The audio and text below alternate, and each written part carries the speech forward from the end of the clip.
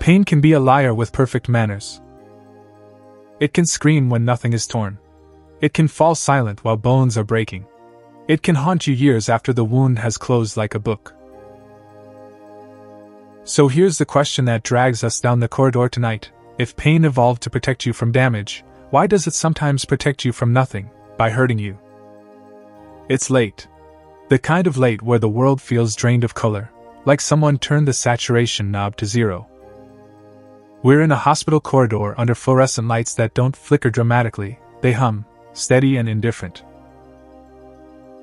A patient sits on the edge of a bed, rubbing their knee. The knee looks normal. No swelling. No bruising. No obvious inflammation. The chart doesn't scream emergency. But their face does. Their face is a full-body weather report, storm. A nurse asks the simplest question in medicine. How bad is it? And the patient hesitates, as if numbers are an insult to what's happening inside them. It's 9, they say. It's like it's on fire. And right there, you and I are handed a contradiction that medicine has been wrestling with for centuries. Pain with no clear injury. Injury with little pain. Pain that remains after healing, like a smoke alarm that keeps shrieking in an empty house. I'm Rowan K. Mercer. This is the Science Audit. And tonight we're not going to argue with pain, or romanticize it, or reduce it to a slogan. We're going to audit it like a system, inputs, predictions, errors, and the ways an alarm can get stuck. Because once you see pain as a system, a disturbing possibility appears. Your suffering can be real, even when the danger is not. Now, before we take a single step deeper, we need a rule. A rule that will keep us honest. Pain is not your fault. If we discover that pain is built, constructed by the nervous system, do not confuse constructed with imagined. A rainbow is constructed too. It's a real thing you can see, and yet it isn't out there, in the same way a rock is out there. The rainbow is a negotiation between sunlight, water droplets, and a visual brain that knows how to parse wavelengths into meaning. Pain is like that. Real, urgent, and generated through a negotiation inside you. So let's step into the known universe first, the model most of us were taught, the one that feels intuitive because it feels mechanical. Something harms tissue. Sensors detect it. A signal goes up a wire. The brain receives it. You feel pain. Simple. Clean. Comforting, in a way, because it suggests pain is a straightforward report from the front lines. A damage bulletin. And pieces of that are true. Your body does have specialized sensors called nociceptors. Think of them as the building's smoke detectors, not detectors of fire itself, but detectors of conditions that often accompany fire: heat, chemical irritation, crushing pressure. They don't detect pain. They detect potential threat to tissues. That's an important word, potential. When nociceptors fire, signals travel through nerves to the spinal cord, then up pathways into the brain. At this point, the story most people tell themselves is, signal in equals pain out. But that's where the first trapdoor opens. Because nociception is not pain. Nociception is data. Pain is the brain's interpretation. Let's translate that into something you can feel in your hands. Imagine you're holding a microphone in a crowded room. The microphone picks up sound waves. That's data. But what you hear through the speaker depends on the mixing board, volume, filters, noise reduction, priorities. Your nervous system has a mixing board, and it sits in the spinal cord and brain. This is where a classic idea enters: gate control. In the spinal cord, incoming signals don't just pass through like trains on a timetable. They're modulated. Certain signals can open the gate, amplifying the message. Others can close the gate, dampening it. That's why rubbing your shin after you knock it can help. You're not healing the bruise with your hand. You're feeding the gate competing input, touch and pressure, that can reduce the pain signal's priority. And the gate isn't controlled by the spine alone. The brain reaches down into the spinal cord like a manager calling the front desk. Your attention, your stress, your expectations, your memories, these can all adjust the gain. Which means pain is not only about what happens to your tissues. It's about what your nervous system believes is happening to you. Here's a question that sounds philosophical until you realize it's biological. What is the brain's job? Not to see the world. Not to feel the world. The brain's job is to keep you alive. It's a prediction machine built by evolution, and evolution is not a poet, it's an accountant. It doesn't reward truth. It rewards survival. That brings us to a framework that has quietly rewired neuroscience over the last couple of decades: predictive processing. The idea is simple enough to say in one breath and deep enough to spend a lifetime understanding. Your brain does not wait passively for sensations to arrive. It forecasts what your body should feel, then checks the incoming data for surprises. Here's the metaphor. Your brain is less like a camera and more like a weather station with a supercomputer attached. It runs a model, temperature, pressure, humidity, and it predicts tomorrow's storm. Then reality arrives as sensory evidence, and the model updates. The difference between prediction and evidence is called prediction error. That's the engine of learning. Pain, in this view, is not merely a message delivered to consciousness. It is the brain's verdict about danger, a verdict that can be influenced by history, context, and meaning. And meaning isn't a soft concept here. Meaning is the difference between life and death. Let's do a thought experiment, and don't just listen, put yourself inside it. Two people receive the same injury. Same cut depth, same tissue damage, same nerves firing. One injury happens on a battlefield. The other happens in a quiet kitchen while slicing tomatoes. On the battlefield, adrenaline floods the body. The mind is scanning for threats. Survival is the only verb. The injured person may not feel pain until later, sometimes not until the crisis passes. Because the brain, in that moment, predicts a higher priority: escape, fight, keep moving. Pain is useful, but not useful enough to interrupt survival. In the kitchen, the context is safe. The danger is ambiguous. The brain has bandwidth to zoom in on the cut. It can amplify the pain, because now pain can serve its protective purpose: stop what you're doing, clean the wound, avoid infection. Same data, different verdict.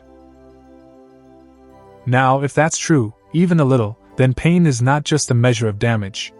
It's a measure of perceived threat. And if pain is a verdict, that means sometimes the court gets it wrong. We leave the known universe now. Not because it's false. Because it's incomplete. We walk to the edge of understanding, where the contradictions become so sharp you can cut yourself on them. Picture a different room. It's quiet. The kind of quiet where your own breathing sounds too loud. A person sits down and tells you something that feels impossible on first hearing. My hand hurts. Then they pause. But I don't have that hand anymore. Phantom limb pain. The limb is gone. The pain is present. The signal from that missing hand cannot be coming from the hand. Which means the experience has to be generated, at least in large part, by the brain's model of the body. To understand this, you need to meet one of the brain's most astonishing creations, the body map. In the cortex, especially in regions that process touch and movement, your brain keeps a U-shaped representation, not a photograph, a living map, a constantly updated prediction of where your body is and what it's doing. Your body map is why you can scratch your nose in the dark. It's why you can climb stairs without looking at your feet. It's why you can close your eyes and still feel the position of your fingers. The brain doesn't merely receive the body. It simulates the body. Now imagine what amputation does to this system. For years, the brain predicts sensory input from a hand, pressure, temperature, stretch, and then the world confirms it with incoming signals. Prediction meets evidence. Model stays calibrated. Then the hand is gone. But the brain, at first, still predicts it. It sends commands as if the hand could open and close. It expects feedback. and the feedback never arrives. The prediction error becomes a permanent scream of mismatch. What does a survival-focused brain do with a persistent mismatch? It searches for meaning. It searches for threat. Because in evolutionary terms, unexplained mismatch often meant injury, infection, danger. And so the brain can interpret the absence of expected signals as something is wrong, something is dangerously wrong. Pain becomes the emergency broadcast. This is where people can get lost, emotionally as well as scientifically. Because if pain can exist without a limb, then pain is not a simple mirror of tissue. That can feel invalidating at first, like the ground shifting under you. If pain is generated by the brain, does that mean it's just psychological? No. That phrase, just psychological, is one of the quiet cruelties of modern life. Because it treats the brain as if it's not an organ. As if brain activity is less real than knee cartilage. Your brain is tissue. Your spinal cord is tissue. Your nervous system is a physical system that can learn patterns, good and bad, just like muscles can learn patterns. Now watch what happens when we gently intervene in this phantom reality. There's a device that looks almost too simple to belong in serious medicine, a mirror box. You place a mirror in a box so that a person's intact limb is reflected where the missing limb would be. The person looks into the mirror and sees two hands. One real, one reflection. But the reflection lands in the brain like evidence. Now the person tries to open and close both hands. In the mirror, the missing hand appears to move. The brain, starved of sensory confirmation, suddenly receives a coherent story. I moved the hand, and I saw it move. And in some cases, pain diminishes. Sometimes dramatically. Not because the person was pretending. Not because the pain was fake.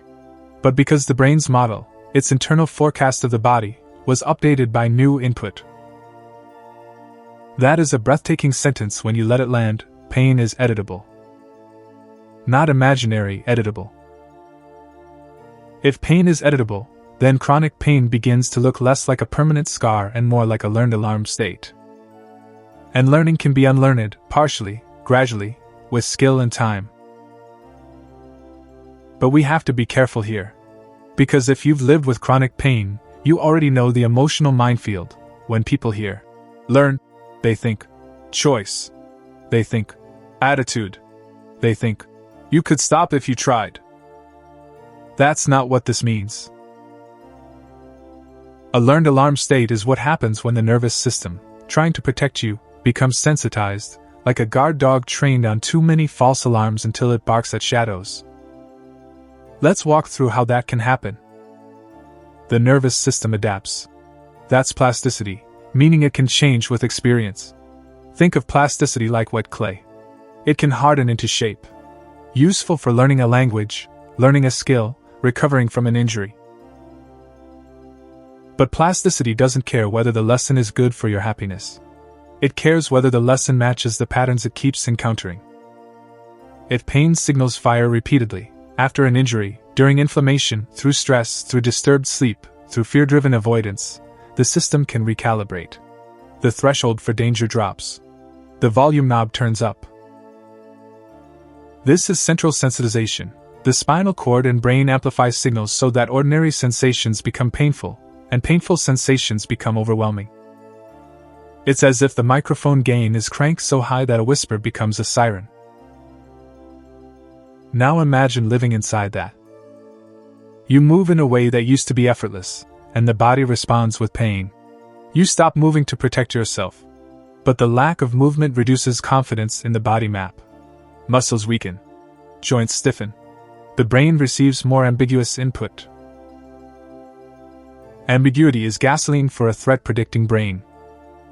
And so the cycle can tighten. Pain leads to fear, fear leads to avoidance, avoidance leads to deconditioning, deconditioning leads to more pain.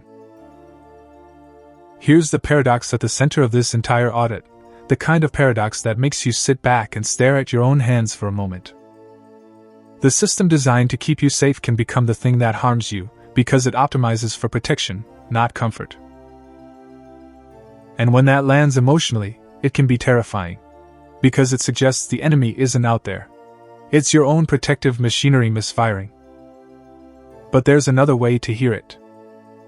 If the system is protective, then it is not your enemy. It is overworked, overtrained, misinformed. Like an alarm panel that was installed to save your life, and is now stuck in a loop because it learned the wrong calibration. Now we pivot. Because this isn't only about medicine. It's about reality, about what we think sensations are, about what it means for something to feel true. Pain feels like the rawest fact in the universe. It doesn't ask permission. It doesn't arrive as a hypothesis. It arrives as an absolute.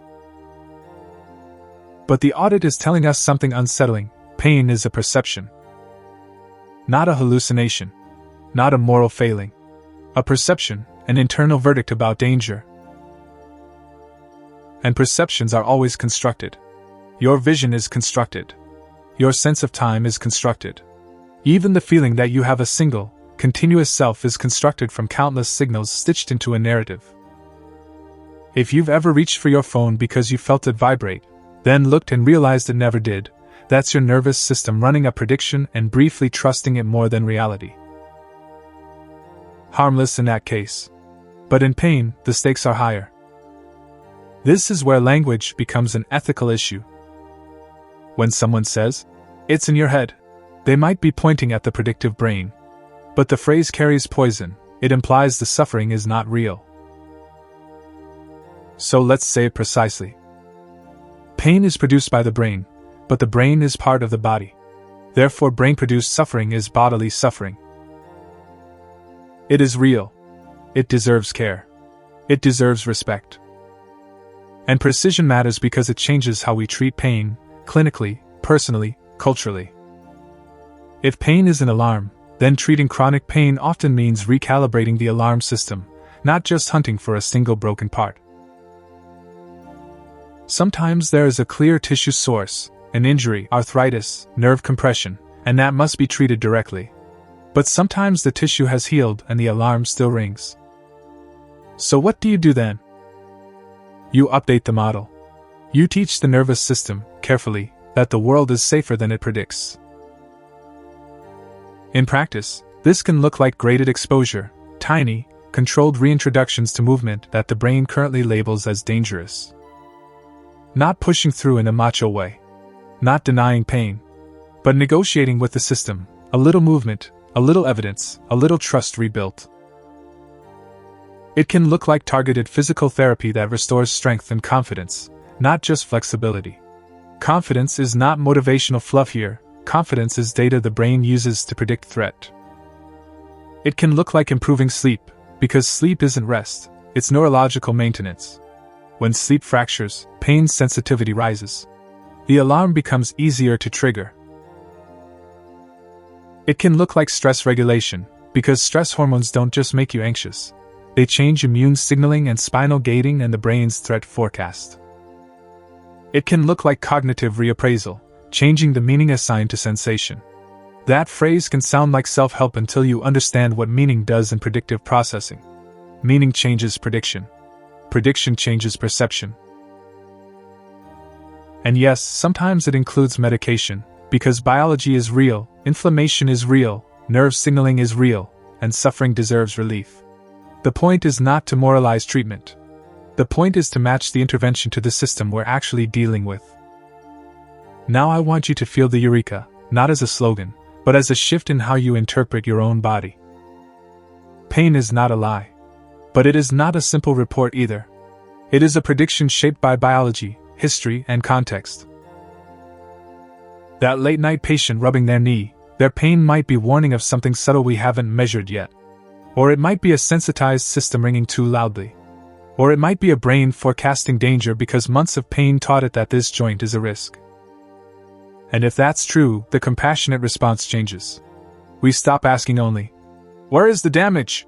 And we also ask, "Where did the alarm learn to fear?" The most human part of this science is that it restores dignity. If your pain outlives your injury, you are not broken in character. You are not weak. You are not making it up. You are living inside a nervous system that is doing its best to protect you with imperfect information. Let's return to the alarm panel image, because it's the cleanest way I know to hold the whole story without drowning in jargon. You have an alarm panel in your body. Nociceptors are sensors on the doors and windows.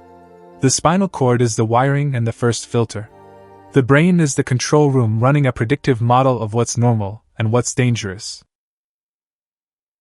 When everything works, pain is a miracle. It forces you to pull your hand off the stove before you burn through skin. It makes you rest an injured ankle so it can heal. It teaches you, quickly, what not to do. But when the system becomes sensitized, the alarm doesn't just detect threat. It manufactures it. Not intentionally. Not maliciously. Mechanistically. Like a smoke detector that starts reacting to steam from the shower because someone adjusted its sensitivity to survive a fire, and forgot to reset it afterward. So the goal isn't to smash the alarm panel. The goal is to recalibrate it, so it protects you accurately again. Here's the synthesis, tight and honest. Pain begins with data from the body, but it is completed by the brain. The brain predicts, interprets, and decides how much danger you're in. That decision can be shaped by context, attention, stress, memory, and learning. When learning goes wrong, pain can outlive injury through sensitization and an overprotective model. And here's the contemplative takeaway, something to carry into your own life, not as a diagnosis, but as a lens. Tonight, place a hand on your forearm. Press gently. Now press a little more. Notice how quickly your mind turns sensation into story, safe, unsafe, neutral, threatening. You're watching the brain's prediction engine at work. The sensation is the spark. The meaning is the flame. And now the next great question, the one that opens the next door. If pain is a constructed perception designed for survival, what other, raw facts of your inner life might be verdicts too? Fear, hunger, even the feeling of time passing. And how often are those verdicts trying to protect you from a world that isn't there anymore? If you want to keep going, click the video on the end screen, because it picks up this same thread and pulls it into an even bigger mystery. And if you want the Science Audit to keep making investigations like this, careful, humane, and relentlessly curious, subscribe. I don't post to fill your feed. I post when there's something worth upgrading in your mental model. Before you go, answer this in one sentence in the comments. Have you ever experienced pain that didn't match the visible injury, or the other way around? What happened, and what do you think your body was trying to protect you from?